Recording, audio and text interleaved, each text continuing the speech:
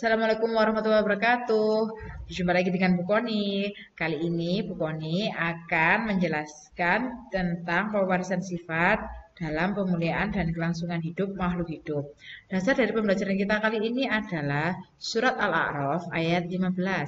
Ya Tuhanku, berilah aku petunjuk agar aku dapat mensyukuri nikmat-Mu yang telah Engkau limpahkan kepadaku dan kepada kedua orang tuaku, dan agar aku dapat berbuat kebajikan yang Engkau ridhoi, dan berilah aku kebaikan yang akan mengalir sampai kepada anak cucuku. Sungguh aku bertaubat kepada Engkau, dan sungguh aku termasuk orang Muslim. Tujuan pembelajaran kita kali ini adalah mengidentifikasi pewarisan sifat pada makhluk hidup dan menganalisis mekanisme pewarisan sifat pada makhluk hidup. Yuk kita mulai materinya. Nah, yang akan kita bahas adalah yang pertama adalah materi genetika sebagai dasar pewarisan sifat. Pewarisan sifat dari generasi ke generasi itu disebut hereditas. Cabang ilmu biologi yang mempelajari hereditas disebut genetika. Nah, jadi dari genetika ini, sifat-sifat seperti wajah, jenis rambut, bentuk mata, bentuk hidung, maupun bentuk telinga diwariskan dari orang tua kita kepada anaknya melalui materi genetika. Kalian bisa lihat kan gambar segerombolan orang ini, mereka tidak ada yang mirip sama sekali.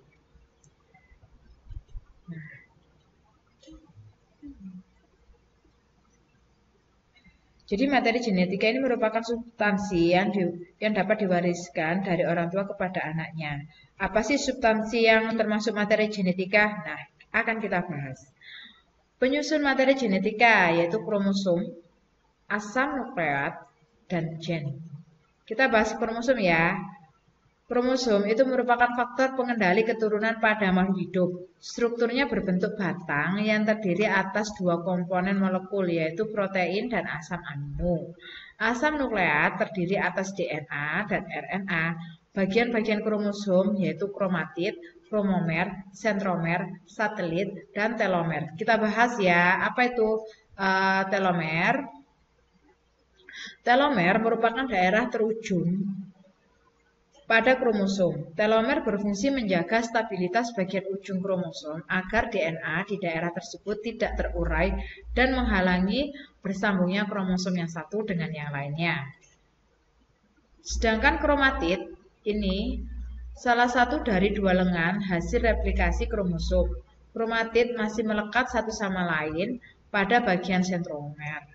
Istilah lain untuk kromatid adalah kromonema. Kromonema merupakan filamen yang sangat tipis yang terlihat setiap tahap pada profase. Kromonema sebenarnya merupakan istilah untuk tahap awal permintalan kromatid. Jadi, kromonema dan kromatid merupakan dua istilah untuk struktur yang sama. Sedangkan kromomer, ya, kromomer ini merupakan bagian kromonema yang mengalami penebalan. Di dalam kromomer terdapat protein yang mengandung molekul DNA. Segmen-segmen DNA disebut gen yang berfungsi sebagai pembawa sifat keturunan dan menempati suatu bagian yang disebut lokus gen. Lanjut ya, kita akan bahas ke sentromer. Sentromer ini merupakan daerah penekukan di sekitar pertengahan kromosom. Pada sentromer terdapat kinetokor, merupakan tempat pelekatan benang-benang spindle selama proses pembelahan inti dan berperan mengatur pergerakan kromosom selama pembelahan. Kemudian satelit. Satelit merupakan bagian kromosom yang berbentuk bulat dan terletak di ujung lengan kromatid. Nah, ini adalah lengan kromosom. Nah, bentuk-bentuk kromosom berdasarkan letak sentromernya itu dibagi jadi 4, yaitu metasentrik, akrosentrik, submetasentrik, dan telosentrik. Kita bahas satu-satu ya. Kita bahas ke submetasentrik. Nah, submetasentrik ini sentromernya terletak mengarah ke salah satu ujung kromosom, sehingga kedua lengan kromosom itu tidak sama panjang. Nah, kemudian ini. Metasentrik, sentromernya terletak di tengah-tengah kromosom. Kemudian akrosentrik, sentromernya terletak di dekat ujung kromosom, sehingga kedua lengan kromosom sangat berbeda. Yang satu panjang, yang satunya pendek. Kemudian telosentrik, Telosentrik ini sentromernya terletak di ujung kromosom sehingga kromosom hanya mempunyai satu lengan saja. Nah, kromosom dalam tubuh manusia itu dibagi jadi dua macam, yaitu autosom dan gamet, ya kan? Kromosom yang menentukan ciri tubuh manusia memiliki 44 buah. Nah, ini kromosom autosom ya. Jadi 44 buah. Jadi dua-dua pasang ya. Kalau kromosom kelamin ini yang menentukan jenis kelamin manusia. Jadi dia mempunyai sepasang kromosom. Kalau laki-laki ini kromosom kelaminnya adalah XY, kalau perempuan XX.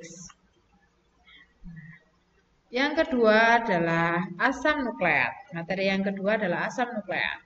DNA merupakan tempat penyimpanan informasi genetika, sedangkan RNA merupakan makromolekul yang berfungsi sebagai penyimpan dan mengukur informasi genetika.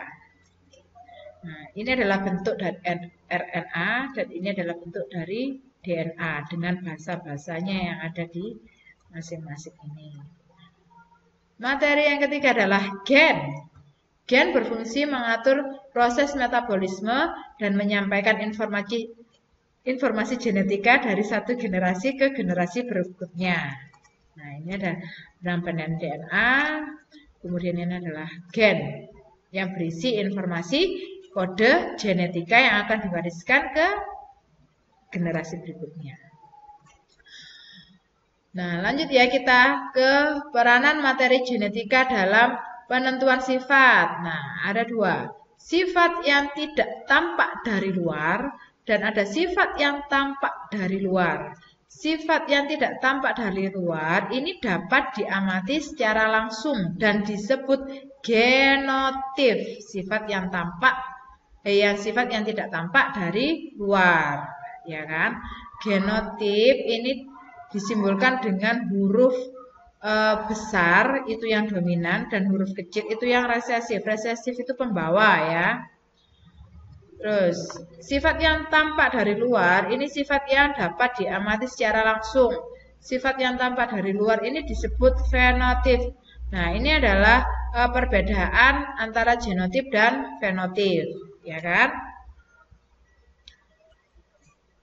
Nah, sekian video pembelajaran kita kali ini. Next video ditunggu ya. Pokoknya akhiri. Assalamualaikum warahmatullahi wabarakatuh.